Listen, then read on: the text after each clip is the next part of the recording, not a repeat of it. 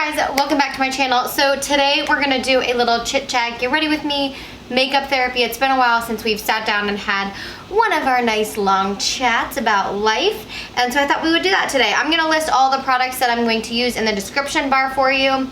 I've got a good mix of things that I'm excited to use. I will also put an insert into the video so that you can see the layout and have an idea of what I'm using while I'm using it. All right, oh my gosh, the clean desk. It's so good. So this is kind of a look at what we're gonna be using. I really wanna mostly use the burgundy palette, which I haven't used in a long time, but I've got the Nubian there to help us out if we need it or want it. There's better light for that. Oh, I'm so excited. These palettes are amazing, the Nubian and the Saharan. Saharan? Yeah, Saharan. And then we've got some Becca Champagne Pop, some lips, some foundation, some concealer, some powder. That's the lineup. All right, so you took a look at what we are gonna be using. I just used my Tatcha Dewy Skin Cream, and it's pretty soaked in, so I'm gonna use my Becca Skin Love Brighten and Blur Primer that I've never tried before. Whoa, I think I got a little bit much. Oh, it's not as like silicone-y feeling as I thought it was going to feel based on how it came out. Like it came out like Benefit Professional, that's the one I was thinking of. But anyway, all right, let's talk about stuff. So, first thing that I want to talk about is I have this thing where like I wake up in the middle of the night, and my like heart is racing. It kind of is what wakes me up. And so my heart's racing and I like start having a semi panic attack. This has happened for the last couple years, but it doesn't happen very often. I would say like once a month or so, maybe twice a month, sometimes once every few months. So this has happened to me. I know about it and I will wake up and my heart will be racing and it really super freaks me out. And I've had everything checked. So the more that it happens, right, the more that I would think at night, oh my gosh, is it gonna happen tonight? And I would get scared and I started to like really not like going to bed because I would get like myself all hyped up. And when I would have like a few days where it wouldn't happen, I would go back to normal and I wouldn't be like as scared of nighttime, but then it would happen and I would like kind of panic for like a few nights of not want to go to bed, things like that. I realized this cool thing and I think I tweeted about it actually, but so in the moment right now, like in the present moment, fear doesn't exist because if I am living in this moment right now, filming this video with you, there is no fear unless I'm like being attacked by a lion or a bear or something like that, or there's like actual like danger, threat for my life. But there isn't actually fear in the present moment. The reason that fear exists is because we attach to past experiences and past outcomes, or we're worried about something happening in the future based on those past attachments to the experiences and the trauma that we've had or that we've watched other people go through. But I had this like big aha moment where I internalized that fact. And when I did that, it changed so many things for me. So instead of going to bed and feeling panicked after a night where I would wake up and like kind of be panicked, I would just let it go. So I think I have this habit, and a lot of us do who struggle with our mental health, which is pretty much everyone, but who struggle with, you know, stress and anxiety and like excess fear specifically, that we have this attachment to our anxiety that it is who we are, or that it defines us and the events of our anxiety define us. So when we experience those panic attacks, instead of just being able to say, okay, that was, what can I find meaning in it? Was there something that I did that like differently that would have triggered that? And then just either like altering something, like changing a routine or a habit, or just letting it go. So I think with anxiety, like when people who struggle with anxiety struggle with trust and letting go, that it's like a control thing a lot of times, and we can't let go of the events and experiences that happen to us that cause more anxiety or that trigger anxiety. We like cling to those, and then when we're in those situations in the future, we react based on these past experiences, which my big aha moment was in realizing that we are always living in the past. And that was kind of crazy to me, because I really realized for the first time that like I live in the past because my anxiety has always been created based on experiences from my past. Because if in the present moment, like there's nothing that I need to be afraid of. There's nothing to be scared of right now. There's nothing to worry about. And so all my worry and all my fear comes from an attachment to something that happened like 5 years ago, 20 minutes ago, 10 years ago. And so it's natural for us to attach to those things. But part of my mission is to help people, including myself, understand that we don't have to live in that space, that we can exist without an attachment to past experiences, and instead like let go of the control and embrace what's happening right now and let ourselves create a new story. We get really involved with and obsessed with our fear story, and we let it run our life. We really do. Like we do. We let it run our life. That's the thing, is like we also latch on to other people's experiences in certain situations, and we make them our own when they're not really our fear story. And there's no reason for us to believe that we should be scared of that. But we become really obsessed with it, and we tell ourselves it over and over again. Like my story, right? The panic attack in the middle of the night. Like if I go to bed tonight, am I gonna have a panic attack? And then that turns into, I'm probably going to wake up and my heart's gonna be racing, and like, what am I gonna do? I'm gonna freak out and I'm going to be scared that I'm dying, okay? So that's like a story, right? And so I tell myself that over and over again every night when I go to sleep. If I do that, I eventually create that experience. I'm not saying that you create everything that you think about. You manifest everything you think about, but you manifest at that vibration. So if I'm thinking about that all the time and I'm worried about that all the time, then I'm going to bring things that are at that level, at that fear level, into my life. And that's not like at all what I want to bring into my life. I don't want to bring in more fear, and I don't want to bring in more worry. And so what I started doing like a few months ago, this was even kind of before this realization, was that when I would have those moments, instead of attaching to them, I made an active choice that I would see it as an isolated moment.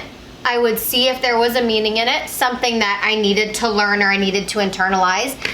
And then I would just move on, and I would pretend like it didn't happen. And what's interesting about that to me is that not only have I had a lot fewer nighttime panic attacks, but my bedtime process I enjoy now, and sleep I enjoy, like going to bed I'm enjoying. And really not for the first time in my life, but you guys, I'm not kidding, like I would be scared to go to bed, and as a kid I wouldn't be as scared of panic attacks as I would be of like nightmares. I had a lot of nightmares as a kid. I've had less moments of like panic, waking up panic in the middle of the night. But what's curious is like it will still happen occasionally, and last night was one of those nights. This is why this is on my mind. So last night was one of those nights, and I woke up, and every time this happens to me, like I have to wake Tim up, I have to I kind of lose it for like 15, 20 minutes, sometimes up to an hour. I like can't go back to sleep. I have trouble calming myself down, so I need Tim to like talk to me. And so this happened last night, but I would say for the last few months specifically, every time that it has happened, because I'm seeing it as an isolated incident and not attaching to it and projecting it, bringing it into my present, I'm letting it be in the past and then letting go of it. Not only have I had less, But when I wake up, like last night when I woke up, the panic level is so much lower because I know that it's gonna, like, I have things that I'm telling myself, I have tools, I have meditation and like breathing practices. I have not had to wake Tim up in a couple months now. And I just, like, I breathe and I just know that it will pass and that it will be fine. And then as soon as it's gone, so this is what was crazy to me last night. As soon as the moment passed last night, which last night was about 15 minutes of breathing and of just kind of being awake with it. So as soon as it passed though, I went back to sleep. I was not up. I was not worried it was going to happen again. And I woke up this morning, and you know when you have like a weird night or nightmares and you wake up kind of thinking about it? I woke up and I thought about it, and you know what I said to myself? That was interesting. And then I just stopped thinking about it.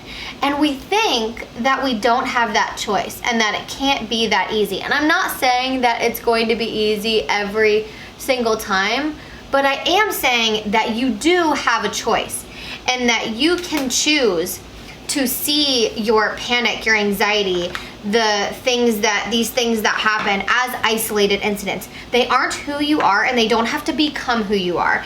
And because we experience these, if you struggle with your mental health and anxiety and depression, because we struggle with incidents like this of panic and worry and fear, and we don't know when it'll strike again, it creates more fear. And creating more of that fear within us and in our aura, in our energetic field, doesn't do any good to us. But we're internalizing that anxiety. We're internalizing it. We're believing that it's who we are. We're believing that it's going to happen again. And eventually it does. And I just refuse to live like that anymore. I'm just not going to live like that. And this kind of, these realizations and all of this kind of coincides with the creation of my new business that's like focused on helping people with anxiety. But you guys, like, I didn't create the Calm Blueprint because like I'm perfect with my anxiety and everything is good and everything is golden. No, like I'm creating things that I need, and that because I need them, I know other people must need them. If there's anything that I've learned with connecting with women worldwide for the last like 7 years, it's that we're not alone, but we feel alone. And I didn't want to feel alone anymore, and I don't want people to feel alone. And so I don't know, I've been thinking a lot about this idea of living in the past because of these experiences that we have and how much we attach to them. Like, think about, I mean, the story that I told you, right? Of like being scared to go to bed and like thinking about my anxiety and like my anxiety attacks in the middle of the night and things. But like, think about a time where that rings true for you. Like where you have been worried that something was gonna happen, and whether it did or whether it didn't, it affects you. The way that we think and the way we internalize things, our experiences, affects every aspect of our life. The stories that we tell ourselves, the beliefs that we have, the way that we treat other people, what we put into our bodies, how we approach our life, our performance at work, our dreams, our families, our relationships, literally every part of our life. Because these things, our experiences, our traumas, the things that we've been through, make up our life. But it doesn't have to be who you are moving forward. It doesn't have to be what you attach to as your present. You can leave it in the past and move forward. I know that that's a really cool thing when you can do that for yourself. And it's hard. It's a hard thing to do, but it's really beautiful and it will change your entire life. So I can't remember where I heard this from, but I heard this like question of like, when I'm 80 years old and look back at my life, like, what do I not want to have to say? Like, what do I not want to say to my younger self? And I wish I could remember where I heard this and why I even heard it, but I think about this so often, you guys. Like, so often, this is what drives me, is because if I get to 80 years old and I look back and I tell myself, I wish you wouldn't have worried as much, I will feel really sad for myself. I don't want to be that person. I don't want to be the person that lives in fear of so many things and lets the fear run her life. I just refuse. And that's really hard for me. When I'm saying that, it sounds really easy. It sounds like, oh, it's fine. Like, Abby's she knows, like, she can just, like, live without fear. Good for her. No. It is a battle. I stick with my routines. I have to do my daily habits. I'm obsessed with my morning routine. Like, it has to happen. I have to meditate. I have to eat and fuel my body right. I need to move my body. I have to rewrite my thoughts. When my anxiety creeps in and I think about losing my child or dying in my sleep, I have to rewrite my thoughts and say, you are happy, you are healthy, you are meant to be here. You have to work on all of these things or you'll stay in those fear-based patterns. And I don't want to live like that. And I don't want anyone, because I know what that feels like, you guys. I don't want anyone to feel like they would look back and tell themselves that they wish they had worried less. Now, stress is something too, because I don't want to pin stress as all bad. Because stress is something that is always going to exist. Like, we are always going to have things in our life that cause like a level of stress. It's like when you get nervous before a big game or a public speaking event or a work event or something like that. You know, it lets us know that we care. It gives our body the adrenaline that we need to accomplish big important things. But when it starts to affect our life, when it starts to impact us in really negative ways and it becomes a disorder, it interrupts our life. We're not able to be happy because of it. We can't fully enjoy our life. We're not going after our dreams. We're not accomplishing our goals. We feel paralyzed by the fear in a lot of ways, or it's holding us back. Now that is the kind of stress that we're trying, and I'm trying to help people eliminate, and trying to eliminate, continue to eliminate in my life. I love you guys, and I love people, and I love life, and I think I'm just so passionate about living a full life. And for me, like, fear doesn't exist in a full life, like excess fear, that debilitating fear, the fear that wakes us up in the middle of the night. I love this brush, you guys. I need like 100 of these. Not really, but Morphe M562. I'm gonna go into, I don't know, this is almond or brick.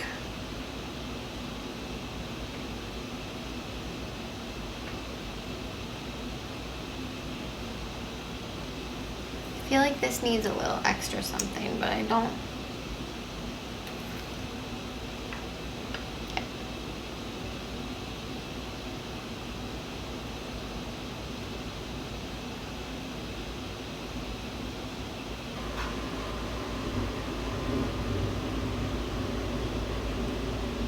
Let's do some contour. All right, mascara is on. We're gonna do a little contouring. Okay, so on a different note, like a completely different note, Halloween is coming up, and I have never been somebody that likes Halloween. I don't like anything scary, so that probably plays a part in it. I think I liked it as a kid. My mom said I always liked it as a kid, which I do remember liking it as a kid because you're going trick-or-treating and stuff, but I never really liked it as an adult, or like after I couldn't go trick-or-treating anymore. And I never, like, I am not somebody, like, I never did theater or like anything like that. I did dance, but I do not like dressing up, like, in any way. I don't like dressing in costume at all. Anyway, all that being said, it is a little more exciting because Isla is almost 1. She'll be 1 December 9th. And so Halloween is gonna start getting fun for us. Like, we'll get to go trick-or-treating and do all of that. So we're actually gonna go trick-or-treating this year with my niece and nephew, because like Isla's not old enough. She's only 1, so she's not like old enough to trick-or-treat, but we have a costume for her. She's gonna be a pumpkin. It's really, really cute. And I'm really excited to see her in a little costume. I love it. Yeah, it should be fun. I'm excited to go. Best highlighter ever of all time. Champagne pop, baby. Didn't even know I had a mini of this. Almost bought the full size the other day because I swatched it in the store and I was like, this really is the best highlighter that has ever existed. I look very glam on the camera right now. Let's do the Hydrating Milky Mist by Pixie, and then we're gonna put on a lippy. LA Girl Cafe, which I'm loving right now.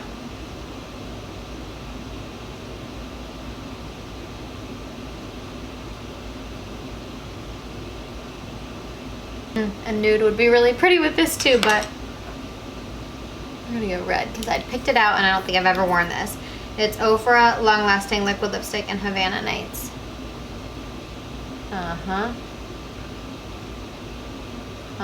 Gosh, that's so creamy.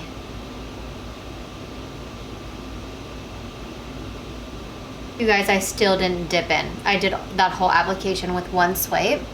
Really doesn't need much more. Oh. How have I never tried this? This might be my new gold standard in liquid lip. This is an unbelievable formula. Yep. That's incredible. Incredible. I feel like I need a little more setting spray. Anastasia Dewy Set. Alright guys, this is the finished makeup look. I hope that you enjoyed it. Thanks for hanging out with me, and I am soaking wet right now from all that setting spray. Thanks for letting me talk about some heavy topics today and just give you guys my thoughts and kind of what I'm feeling and what I'm thinking and all that good stuff. If you struggle with anxiety, if you want to learn more about what I do, all of the details are always in the description box. So click on over, go check out my new website, email me, talk to me about it. I'm here for you guys. I love you so much. I hope you have the best day, and I will see you all in my next one. Bye.